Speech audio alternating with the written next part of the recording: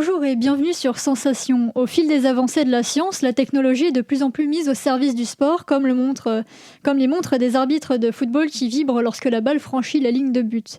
Pour en parler, je reçois Jérémy Dubois, le créateur de l'intelligence artificielle RefMate. Bonjour. Eh bien, bonjour. Tout d'abord, qu'est-ce que c'est exactement RefMate ? Alors, RefMate, c'est un écosystème qui est dédié aux règles du jeu et à l'arbitrage. Donc, en fait, globalement, il faut comprendre qu'on a autour de cette intelligence artificielle que nous avons développée, tout un service, tout un panel de services qui sont à destination à la fois des arbitres, parce que des arbitres et juges, qui sont, on va dire, notre première cible, et puis à la fois pour tout à chacun, vous, moi, passionnés de sport, pratiquants de sport, techniciens. Et donc, aujourd'hui, vous pouvez évidemment utiliser cette intelligence artificielle à des fins de formation, à des fins de mieux connaître votre sport, parce qu'on part d'un postulat assez simple, c'est mieux appréhender les règles de son sport, c'est mieux le pratiquer et mieux le vivre. Et donc c'est en ça que RefMate aujourd'hui s'adresse à l'ensemble des pratiquants, de passionnés de sport.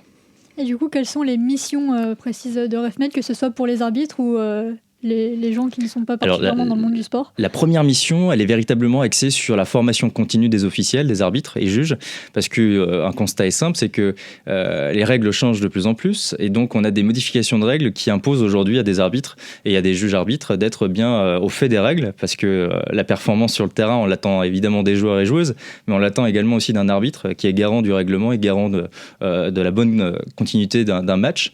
Et donc cette formation continue est un véritable enjeu pour les fédérations aujourd'hui, et aussi pour les arbitres, je peux en parler, moi-même étant arbitre national de basket.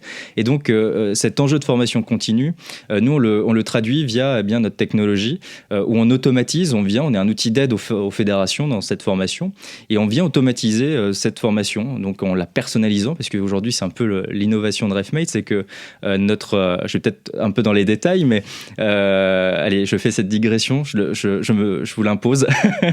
Tout simplement, c'est que notre intelligence artificielle, avec le machine learning, va aller détecter les points faibles d'un utilisateur. Là, dans le cas que l'on parle, c'est un arbitre. Et donc, on va aller un peu détecter ces points faibles pour demain construire une intelligence, construire un programme de formation qui lui soit complètement personnalisé.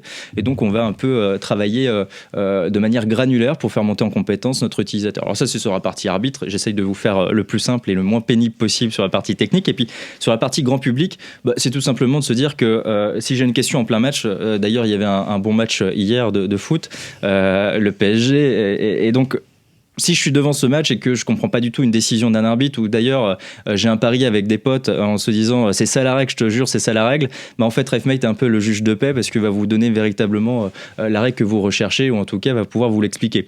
Donc à la fois vous allez vous coucher un peu moins bête, et à la fois ça va vous servir parce que vous allez mieux vivre votre sport, et donc un peu détacher l'œil de l'arbitre et plus sur la beauté du sport. Et comment vous est venue l'idée de créer RefMate ? Alors, l'idée m'est venue en 2017, l'été 2017, parce que, comme je vous l'ai dit, je suis arbitre de basket et formateur, et je m'étais aperçu qu'il y avait quelques manquements, ou il y avait des choses à optimiser, en tout cas, à l'époque. Et je me suis dit, tiens, pour mes collègues, est-ce que je peux pas créer un outil qui soit un peu facile d'accès, qui soit un peu innovant, et puis qui puisse répondre à ce besoin de formation, d'accès à des contenus de formation. Et donc, c'est comme ça que j'ai créé RefMate dans un premier temps, de manière tout à fait autonome. Et puis depuis, je me suis associé à 3 personnes, et maintenant on est en train de développer cette belle technologie. En 2019, 30 000 personnes avaient téléchargé RefMate. En 2021, comment le projet se porte-t-il ? Plutôt bien, puisqu'on est à 90 000 maintenant, donc 90 000 utilisateurs, donc c'est bien, ça augmente. Et puis 2020 était une belle année, alors une année de construction, de consolidation, puisque ça a été pour nous une année d'accélération. Alors crise sanitaire, certes, mais pour nous aussi une chance. Donc on a pris cette chance, on a développé l'outil pour que 2021 soit l'année de la consécration, on l'espère. Et du coup, justement, avec la crise sanitaire, il y avait plus de matchs, ou quasiment plus de matchs. Comment est-ce que ça s'est passé pour RefMate ? Est-ce que les gens l'utilisaient toujours autant ? Oui, il y avait un impératif clair, c'est que si vous n'êtes pas sur le terrain pour pratiquer, évidemment, il va falloir vous former encore plus, davantage, pour rester connecté aussi aux réalités réglementaires qu'il y a, essayer de garder aussi un pied, parce que c'est dur pour les pratiquants, les sportifs également, mais c'est aussi dur pour les arbitres, parce que du coup, certes, on est un peu stigmatisé parce qu'on a le mauvais rôle, mais en même temps, c'est aussi une passion. On parle de passionnés, et ils ont une passion qui implique un rôle et un engagement assez important. Et donc cette formation, il devait encore plus se mobiliser pour engager de cette formation continue. Et donc RefMate était l'outil qui leur permettait en même temps une certaine agilité, parce que comme on est accessible 24/24 sur les réseaux sociaux, facile pour tout le monde de se connecter le soir ou le matin ou à la pause déj. Et donc c'est je pense aussi ce qui a fait sur l'année 2020 aussi ce succès de RefMate, en tout cas auprès de cette cible. Sur votre site, on peut voir que vous êtes affilié au ministère des Sports. Quelle a été la réception de RefMate par le ministère ? En 2 mots, très bonne. Non, très bonne, parce qu'on partage avec la ministre déléguée chargée des sports tout simplement les mêmes valeurs et les mêmes engagements. À travers en fait les arbitres, il y a aussi tout un panel qui est les règles du jeu. On l'oublie trop souvent, mais on repart un peu dans l'historique. Il y a quand même eu des hommes et des femmes qui se sont posés en se disant tiens, demain je vais créer mon sport, je prends une feuille, un stylo et je vais encadrer cette pratique sportive que je veux créer par des règles. Donc évidemment, le sport vient dans sa source, vient prendre cette source dans des règles, dans un cadre réglementaire, et donc ça a tout un impact d'héritage. On parle de Paris 2024, on parle d'héritage, voilà, on y est. Donc les règles du jeu sont le langage universel, c'est on va dire le point commun de tous les sports. Et donc évidemment que le ministère chargé des sports a trouvé en notre solution aussi un renouveau, quelque chose qui leur permet aussi via notre solution d'adresser l'ensemble des cibles, l'ensemble des pratiquants, des arbitres. Et puis pour le dernier point, c'est que l'arbitrage reste aussi un engagement fort du ministère chargé des sports. Et donc on est très content d'obtenir ce haut patronage du ministère chargé des sports. C'est une belle consécration pour nous, ouais. Vous l'avez dit tout à l'heure, vous êtes également arbitre. Comment RefMate a-t-il changé votre travail et vos relations avec les joueurs ? Alors, ça n'a pas réellement eu un impact fort. C'est juste que, évidemment, j'ai pu...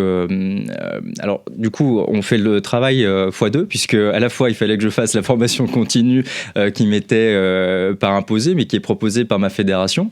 Et puis, à la fois, il fallait que je crée, moi, mes programmes de formation continue que je proposais sur ma plateforme. Donc, autant vous dire que, globalement, j'ai fait x2 le travail. Donc, c'est plutôt bien, parce que moi, je me formais de manière assez solide de manière continue, mais ça va pas forcément apporter un plus sur les relations que je peux avoir sur le terrain avec les joueurs, parce que là on parle d'individus, des arbitres et des individus, à chacun sa manière de communiquer sur le terrain avec les acteurs du jeu. Mais je dirais que sur la partie réglementaire, ça m'a fait ouvrir vraiment de belles portes, puisque j'ai pu vraiment approfondir certains sujets, et donc du coup ça se ressent sur le terrain dans les prises de décision, forcément. Si vous aviez eu un outil comme RefMate quand vous avez commencé l'arbitrage, comment est-ce que cela aurait changé votre apprentissage et votre carrière ? Wow, bonne question. Je pense que je me serais senti déjà plus accompagné. Alors j'essaye de pas être très promotionnel et de me mettre dans la peau d'un jeune arbitre, mais je me serais senti plus accompagné et j'aurais eu un outil qui s'inscrivait véritablement dans mon quotidien. Parce qu'il y avait une frustration quand j'étais jeune arbitre en formation. J'ai commencé à l'âge de 10 ans. Il fallait que j'attende tous les mercredis soirs pour avoir l'école d'arbitrage dans mon club. Donc j'avais une semaine de latence entre chaque cours, et du coup des fois je me sentais perdre un peu le fil des cours. Et donc je pense que si j'avais eu RefMate dans mon smartphone, ça m'aurait permis d'être un peu moins frustré et de peut-être d'avoir une montée en compétences un peu plus continue et plus solide. Je vois plutôt cet intérêt-là, ouais. Avec le développement de technologies comme RefMate, ne risque-t-on pas à terme de voir les arbitres disparaître du terrain et arbitrer seulement depuis les gradins ou derrière un écran ? Non, parce que nous, on ne remplace pas l'homme. Nous, on aide l'homme. On aide les fédérations, on aide l'arbitre. Alors, c'est très difficile. D'ailleurs, il y a beaucoup de startups qui se sont lancées dans l'arbitrage vidéo. Vous prenez le VAR et puis vous regardez ce que ça donne. Aujourd'hui, c'est très difficile de remplacer un homme. Alors, c'est facile de juger dans les gradins. Très facile. Par contre, d'être sur le terrain, de manager les hommes et de prendre la bonne décision dans les règles et surtout dans l'esprit des règles, la bonne chance. Et ça, aujourd'hui, une intelligence artificielle, elle n'a pas cette agilité que peut avoir aujourd'hui encore un homme ou une femme sur un terrain qui a le sifflet. Et donc, il y a toute une appréhension. On parle beaucoup, et de plus en plus, le sport va dans ces logiques-là. Ça va être les règles d'avantages et de désavantages.